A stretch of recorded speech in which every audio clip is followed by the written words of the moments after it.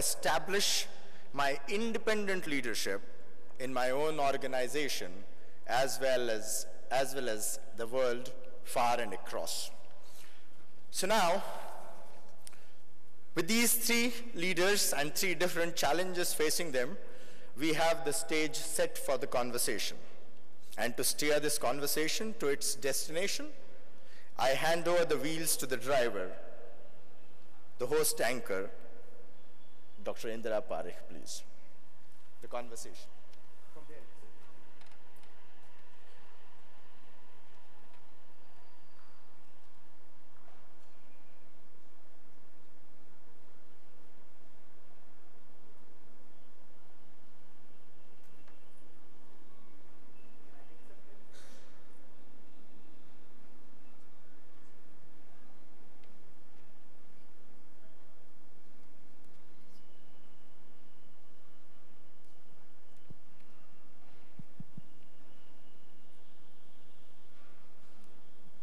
I begin with you?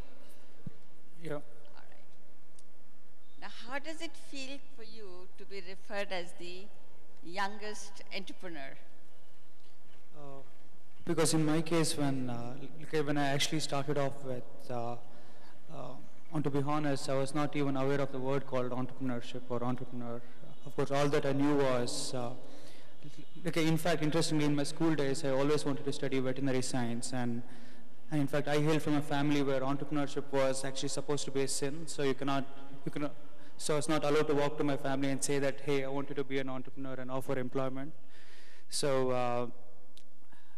I hail from a family where academics was one of the highest importance, and at the same time, when I started off at the age of 14, I didn't have a home computer, so I started off from an internet shop, and I started off as a freelancer. So.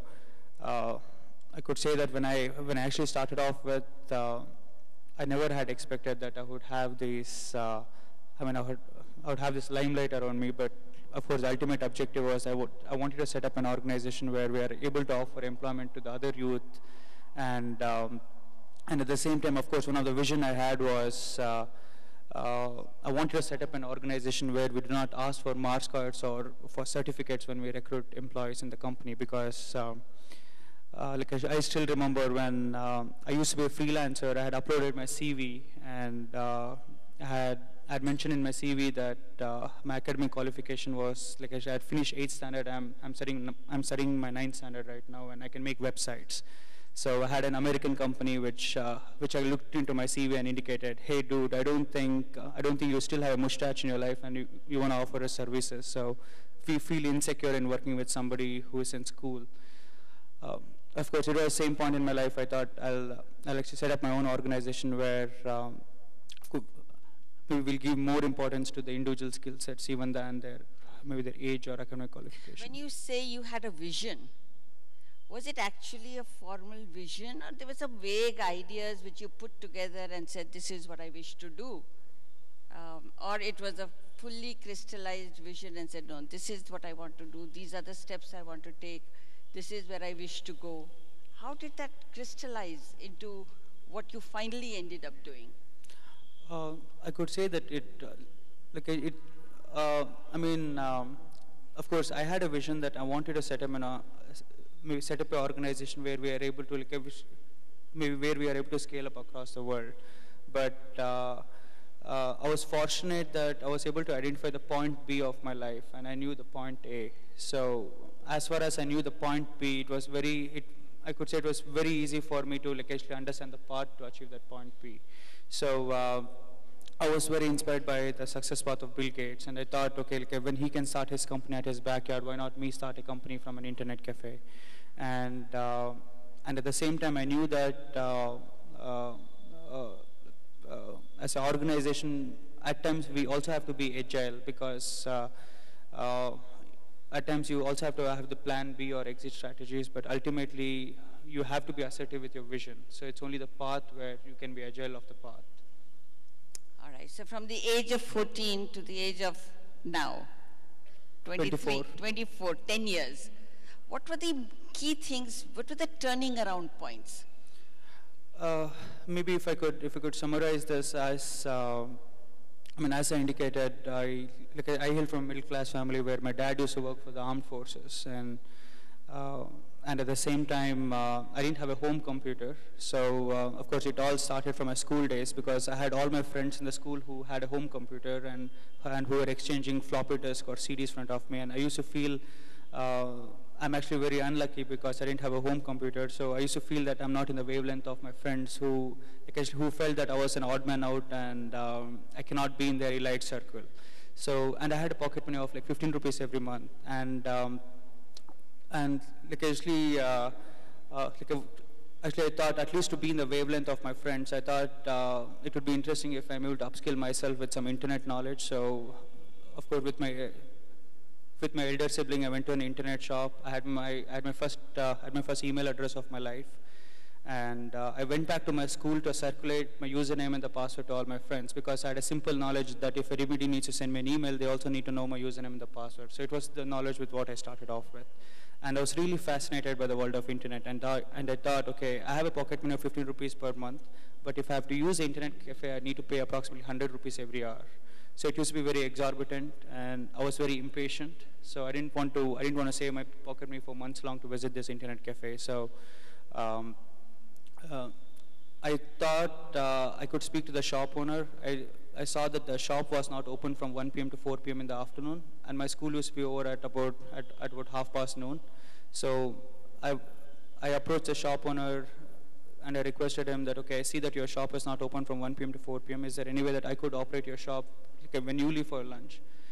And in exchange, I would like to use the internet for free of cost. So it was a win-win situation. It was my first deal of my life, and it was my best deal of my life. So. So I could say that it all started off with understanding the opportunities that existed around me. So I could have easily sat back and I could have indicated, okay, I'm not from a well-off family. I've got a pocket money of 15 rupees per month, so I cannot afford the internet shop. So I could have even sat back like that. So I think you said you can go and ask. You weren't ashamed to go and ask. In fact, you went and said, please let me do this. Yeah, I mean, I could say that it was also my learning experience to understand sales and marketing because I spoke to him in a way that I was offering him a favor and I was not expecting a favor in return. So I could say that, I indicated that, okay, I see that you're losing all those visitors who visit and you have an engineering college which is next door. So I think all the students after that college hours would like to surf the internet. So in case if your shop is not open, of course, you're losing revenues there. All right. The first major turning around where you actually made money for yourself. Okay, so it was certainly one of the marketing strategies which was also made into a study at the ISB Hyderabad. So when so when I was a freelancer, so it is when I thought I have to incorporate a company. So unfortunately, because of the Indian laws, I was not allowed to start a company here in India, so I had to incorporate it in San Jose in California. I had a friend whom I met on the internet, so we didn't have social networks, so we were able to exchange only through internet forums. So we knew only through internet forums where I had to learn HTML, or I had the basic skills on how to build websites for all these non-IT companies in the US. So actually we felt that actually my friend was above 18 years, so we thought, okay, in case if we have to sign on agreements, at least I have my friend on board who is able to execute this.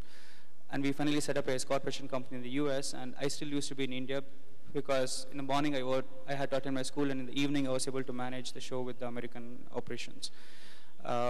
It was a one-man show for the first year, and in the second year we were able to recruit approximately 5 employees who were also from my freelance community.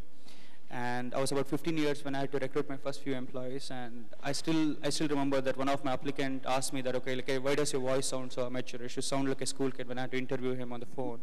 So, and as soon as I revealed to him that I was 15 years, he started to say that I don't think I would like to have my boss half of my age, so I'm not willing to accept this job offer. So it is when we thought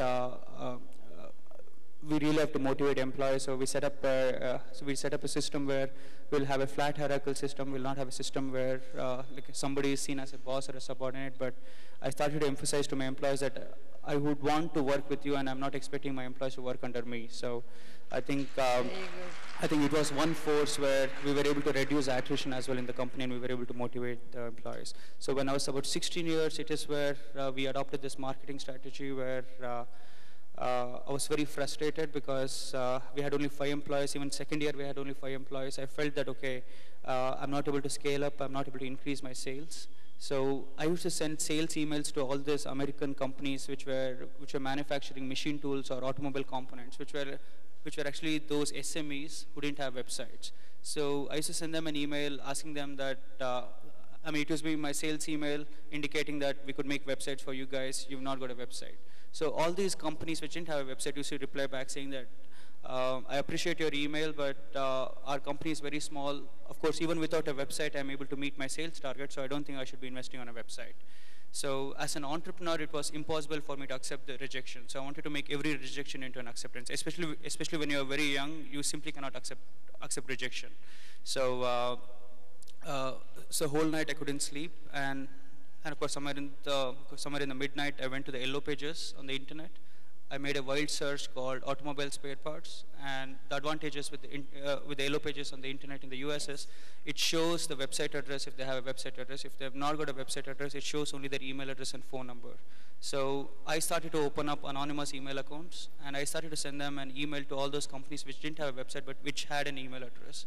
I started to indicate in my I started to send them an email from this anonymous mail account saying that I would like to import your automobile components, or I'm interested to understand about your company. Could I have a look at your website? So all these companies which didn't have a website used to, all these companies which didn't have a website used to reply back saying that I'm extremely sorry, Mr. XYZ, we've not got a website right now, but we can send you all our products, maybe in PDF format or as brochures. So from the same email address, I should reply back that, you know what, if you have not got a website, you don't even meet my supplier standards, so we don't work with your company. And of course, exactly after a few weeks, I used to send them an email in my own, email address indicating that, of course, we can make websites for $100 US or $200. Are you interested? And all these companies used to reply back that, you know what, I need a website in 48 hours. I don't mind even if I have to invest in a premium. So I could say, we used to make 5 websites every month. We started to build 50 websites every month, but I'm very sure that as we speak now, I don't think any of the companies which invested on having an internet presence now have no regrets of investing in it. So I could say that as an entrepreneur, it was very essential for me to have my eyes open to look at the opportunities that existed around me and also scale up. I think behind